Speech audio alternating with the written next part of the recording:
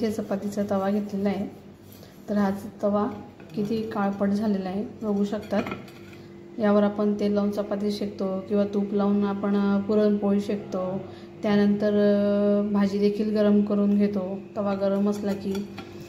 तर तव्यावर काही ना काही करत असतो, त्यामुळे घासल्यानंतरही तेलाचे तुपाचे डाग हे निघत नाही।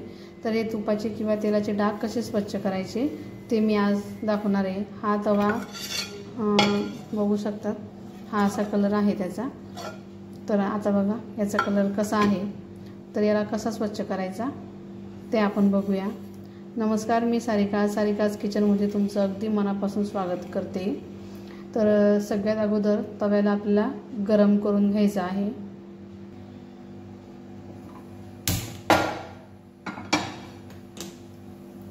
तर तव्याला आपल्याला एकदम तापवून घ्यायचं आहे।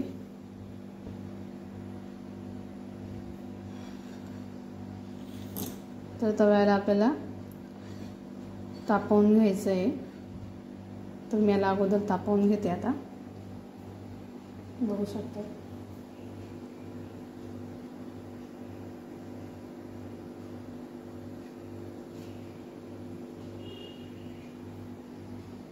आता तवा इथे गरम झालेला आहे, बघू शकता। तर गॅस मी आता बंद करून देते। तर आता याला गरम गरमच आपल्याला घासून घ्यायचं आहे, बघू शकता। आता याला मी घासून घेते।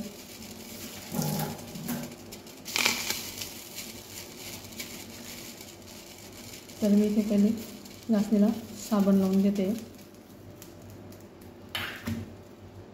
त्यानंतर यावर थोडं पाणी टाकून घेते। याला गरमच घासायचं आहे, खूप गरम असतो त्यामुळे मी यावर घासणी ठेवून घेते।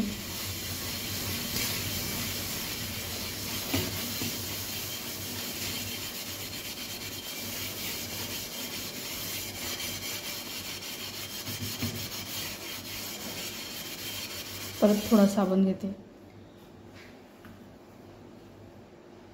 परत थोडं पाणी टाकून घेते।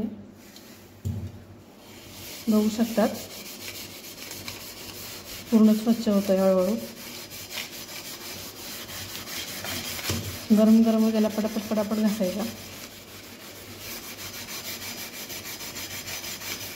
हे बघा निघतोय ना, असं जोर लावून थोडं घासून घ्यायचं।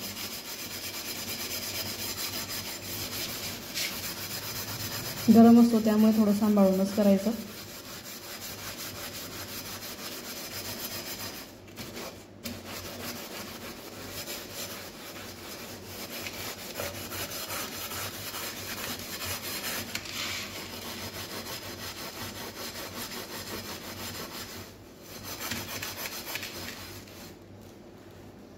परत साबण घेतला आहे।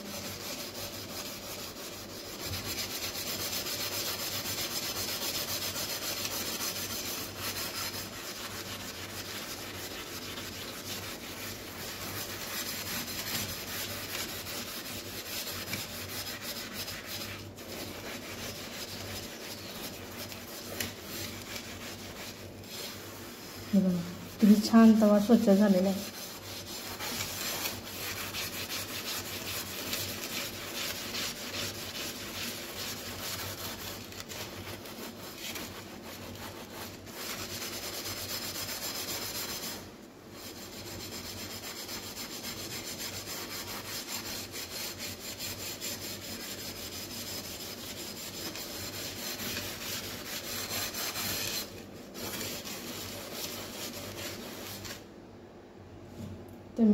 तर मी आता पाणी टाकून धुवून दाखवते।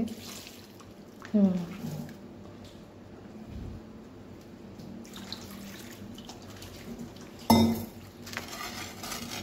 बघा झालं आहे की नाही छान स्वच्छ, बघू शकतात। आता त्याला मी स्वच्छ पाण्याने धुवून घेतलेला आहे, छान स्वच्छ झालेला आहे। हे बघा। तर तुम्हाला हा व्हिडिओ कसा वाटला ते नक्की कमेंट करून सांगा। व्हिडिओला लाईक करा, शेअर करा आणि चॅनलला नक्की सबस्क्राईब करा।